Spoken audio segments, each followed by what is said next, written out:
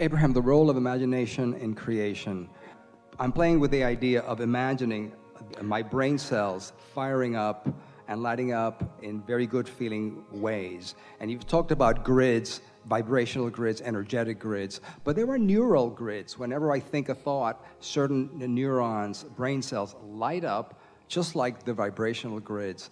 And I've been playing with the idea of using my imagination to play with my brain and shape my brain in a better aligned direction. And I find that there's like a nutshell there that I want to develop. It's like an acorn. I want to see that develop. Here's something worth thinking about. You know how your engine of your vehicle is doing its thing? You've put fuel in the tank and there's some system that is causing a combustion that is giving propulsion to the whole experience.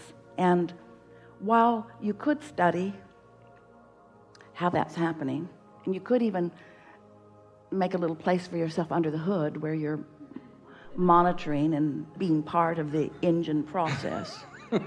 Usually it's just better to get in your car and go where you want to go with it. And so you used a word here that we are very eager to chew on a little bit, and that's that word imagination. Because imagination, image, active image, unconditional, because I'm not looking at something and observing it. I'm not looking and observing. Actually, without even knowing it, I've found a vibrational stance which is causing the images. I have found a vibrational stance that is causing the images, and I'm receiving the images. I'm not imagining, I'm allowing myself to be imagined in. So, Abraham, did you just say I'm not the thinker of my thoughts? You are the achiever of the frequency that allows you to receive and translate the vibration into a thought. So, Esther was visiting with a friend the other day who is not part of this work. She is Esther's hairdresser. And so she was talking about some things she sees. And Esther was explaining to her, Esther said, I find this place where I can translate into words.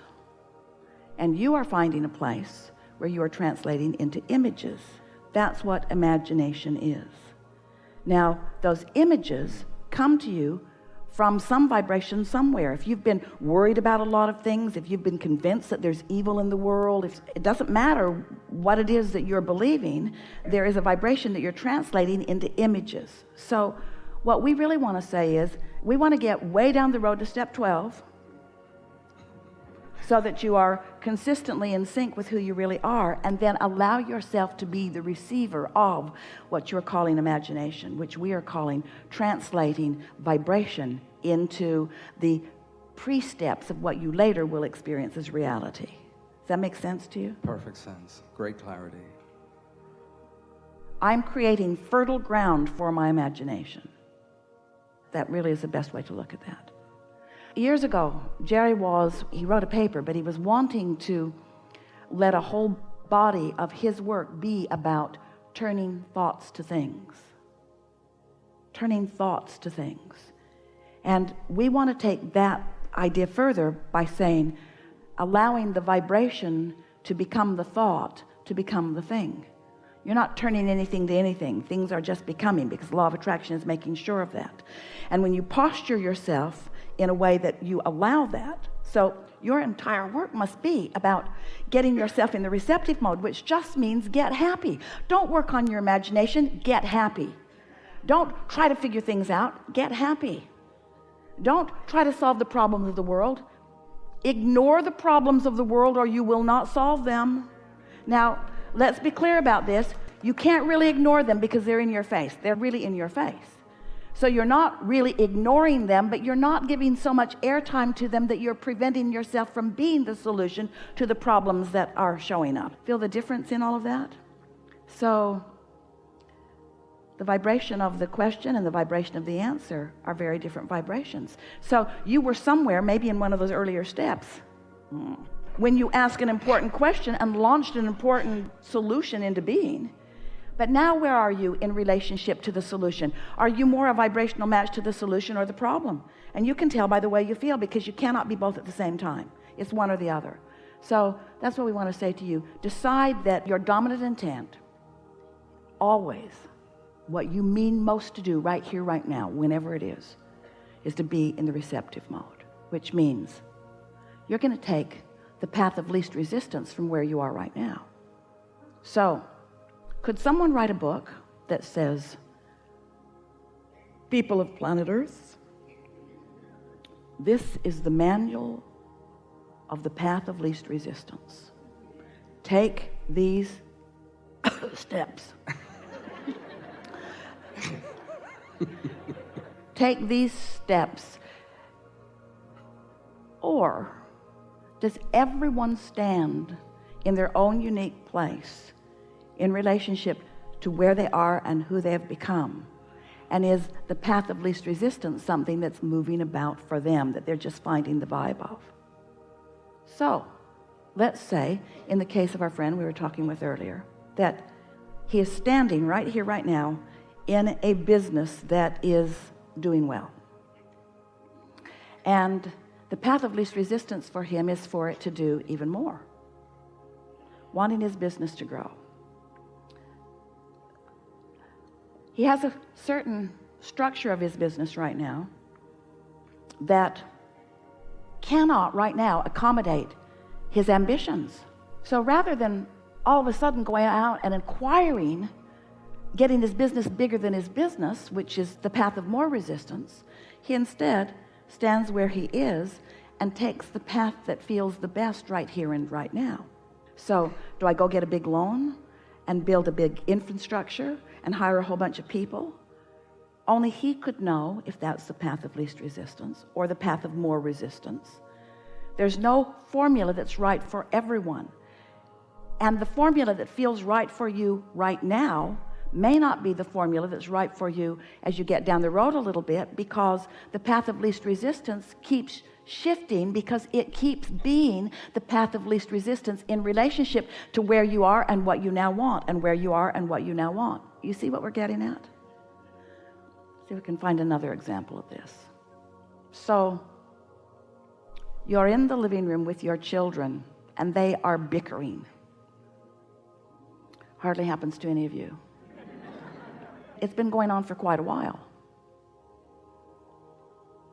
It seems like the path of least resistance is to just go in there and knock their heads together.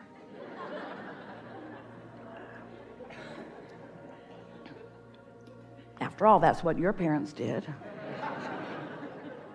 But you don't live in the same environment that you lived in then. And so that doesn't quite feel like the path of least resistance. And so you think, I'm going to get in this and I'm going to understand them. So you follow what you feel is the path of least resistance, because it feels like either knock their heads together or talk with them about it. So you go and talk with them about it. And what each of them does is volley for their defense. So now you're collecting all of this information, and now you're trying to sort out who's right and who's wrong in this. And suddenly you realize this wasn't your path of least resistance. You kind of wish you just knocked their heads together. But you decided earlier that that wasn't the path of least resistance. And so now you're here. You're not going to knock their heads together. But also, now getting in the middle of this, you can feel is not the path of least resistance, because it's not getting better. They're more defensive. Everybody's talking louder. They want you to be the arbitrator. You know, you don't create their reality. You create your own. So now another path of least resistance is sort of lighting up. And the thought occurs to you, because your desire is strong and you're not too far from it, from your alignment. Maybe I'll just let them work this out. Maybe I'll let them have the life experience. That gives you a feeling of greater ease. Now, the parenting book said, never do that. The parenting book said, never go in and lay down the law and then just walk off. But you can feel that you're getting nowhere doing what you're doing, and that things are escalating rather than softening. And so you decide you're going to take the path of least resistance. And so you say to them, my tendency is to send you to your room, but I've decided instead I'm going to mine.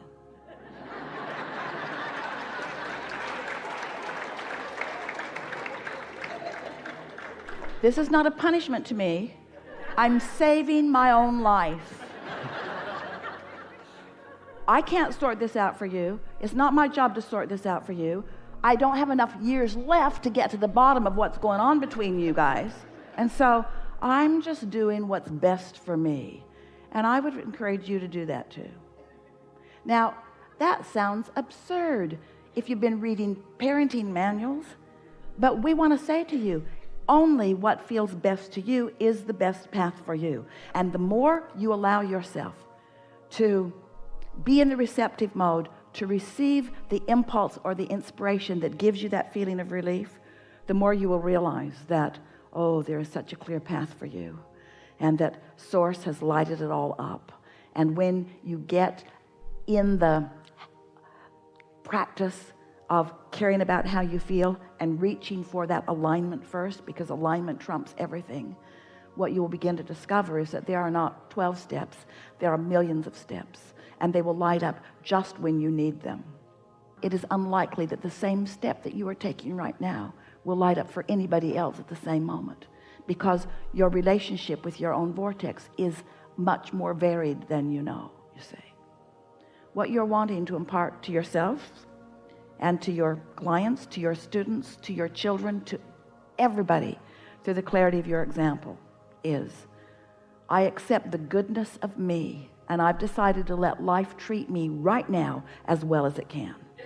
I'm in the receptive mode of what's best for me right now, what's best for me right now. And don't you wish that for everyone that you love? Don't you want to find some way to help them become consciously aware of what's best for them, moment by moment by moment? We've enjoyed this interaction a lot. Good time.